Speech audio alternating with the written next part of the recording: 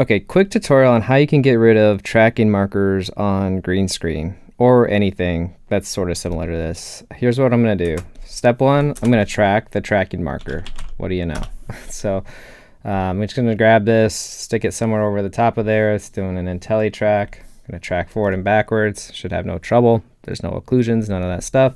The first thing I'll do is stabilize it. So I go to Operation, Match Move. Match Move going to be BG only. That's our stabilize with the point tracker.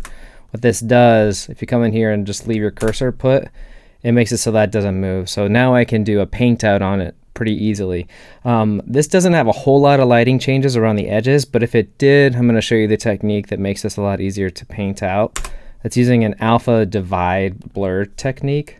So the way this works is I'll come over here. First thing I need to do is cut a hole in it. So I'm going to do that with a brightness contrast node and then like a B-spline around it. So brightness and contrast is going to be a way I can multiply the mask out. I'm going to grab a B-spline and I'm just making a hard edged mask around the tracking marker, connecting it to brightness and contrast.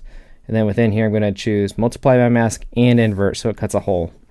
Now after this, I blur this, just a standard blur tool.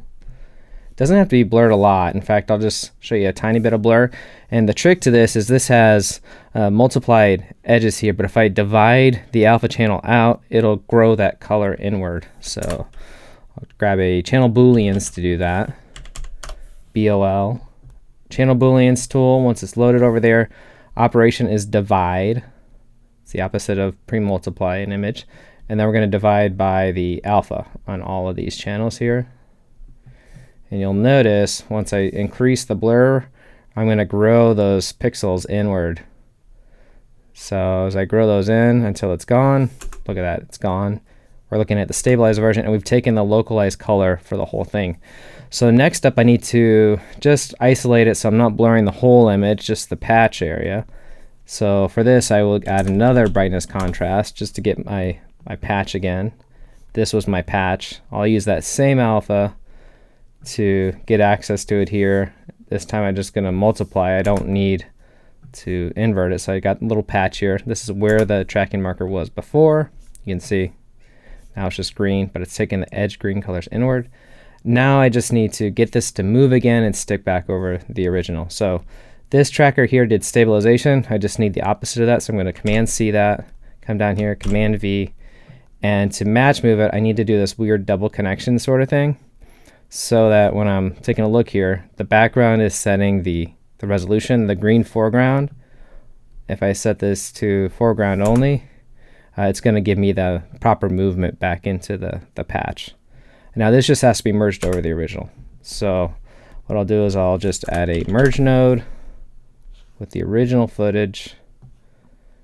The tracked footage goes over the top, and you can see we've gotten rid of the tracking marker. And instead of the tracking marker go out, we could take this back to our media outs to the edit timeline. So the main trick to this whole thing really is to cut a hole in something. It's like a stencil. You blur it and then you divide it out. So that's kind of what's gonna take care of that. And the advantage to this is you get localized color correction or localized color changes if the green screen was really uneven and that sort of stuff.